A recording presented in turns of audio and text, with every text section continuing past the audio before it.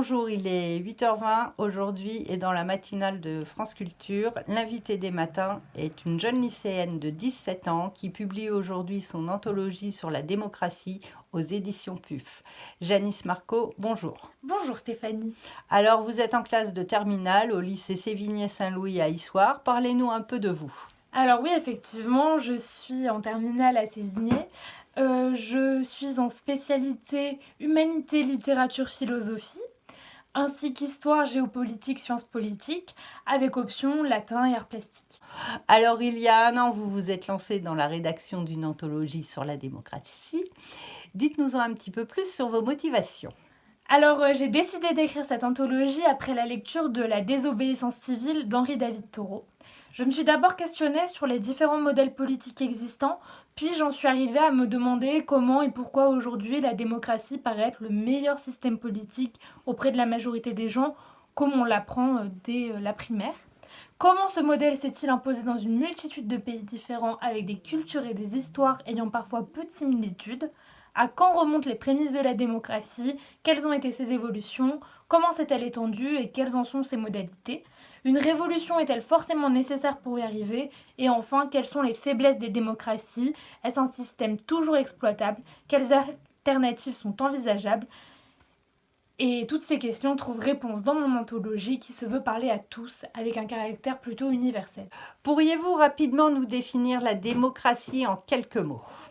Alors, étymologiquement, la démocratie, ça signifie le pouvoir au peuple. Donc, c'est censé être le résultat de la délibération de l'ensemble des éléments de la société civile qui aboutit à un compromis. En France, on est dans un système représentatif dans lequel la volonté des citoyens s'exprime à travers des représentants qui votent les lois et les font appliquer. Aujourd'hui, ce système semble, à mes yeux, ne plus être réellement d'actualité et, ma foi, plutôt obsolète. Pourquoi donc? Eh bien déjà, ce système a plus de 60 ans avec la Ve République et on observe une défiance vis-à-vis des hommes et des femmes politiques illustrée par les Gilets jaunes et plus globalement un désintérêt pour la chose politique. Le taux d'abstention durant les élections de 2017 aux législatives a atteint 57,36%, un record historique pour la Ve République.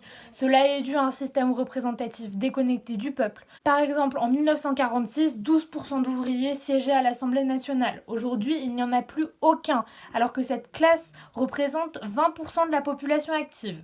Il y a aussi très peu de diversité, 6% des députés sont issus de la diversité, alors que 23% des Français sont issus d'origine étrangère.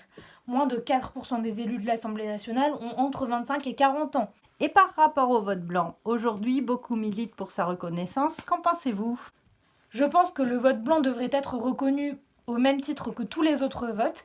D'ailleurs, ce système a fait ses preuves dans d'autres pays, comme au Pérou par exemple, où lorsqu'aux élections plus de 66% sont des votes blancs, l'élection est tout simplement annulée et reconduite. Un pays bien organisé est celui où le petit nombre fait travailler le grand nombre, est nourri par lui et le gouverne. Voltaire disait cela, et vous, qu'en pensez-vous? Camus disait aussi, la démocratie, ce n'est pas la loi de la majorité, mais la protection de la minorité. À mes yeux, nous sommes tout simplement dans une oligarchie, le pouvoir est réservé à un petit nombre, à une élite. Ceux qui dirigent, ce sont en réalité le monde de la finance, les multinationales qui instrumentalisent les médias pour nous faire croire ce qu'ils veulent. On observe d'ailleurs une défiance envers ces politiciens. Qu'en pensez-vous? Les politiciens se présentent comme des spécialistes de la res publica, donc de la chose publique, mais ils ne sont spécialistes de rien du tout. Bon, je vais aller droit au but. Sommes-nous en démocratie aujourd'hui en France? Selon moi, le gouvernement ne représente pas le peuple. Il ne va pas dans son sens. Si nous étions en démocratie, nous voterions nous-mêmes les lois et pourrions en proposer. Les électeurs n'ont aucun contrôle sur la politique menée. Les dirigeants votent selon leurs opinions, leurs intérêts, leur complicité ou leur carrière politique. Ils sont la cible de différents groupes d'intérêts qui influencent leur vote. Les partis politiques, apparus dans les années 1840, sont un moyen de canaliser l'insatisfaction des électeurs dans des oppositions n'ayant que peu d'influence sur la politique globale du pays. Si le pouvoir était donné au peuple, il défendrait ses intérêts propres au détriment de la minorité, des riches, des notables et des banquiers. Merci Janice, qui était l'invitée des matins pour son anthologie sur la démocratie aux éditions PUF, Au revoir. à retrouver dans toutes les bonnes librairies indépendantes. Et nous allons retrouver les carnets de philo par Géraldine Mostna-Savoie et la transition d'Hervé Gardette. Au revoir. Au revoir, merci.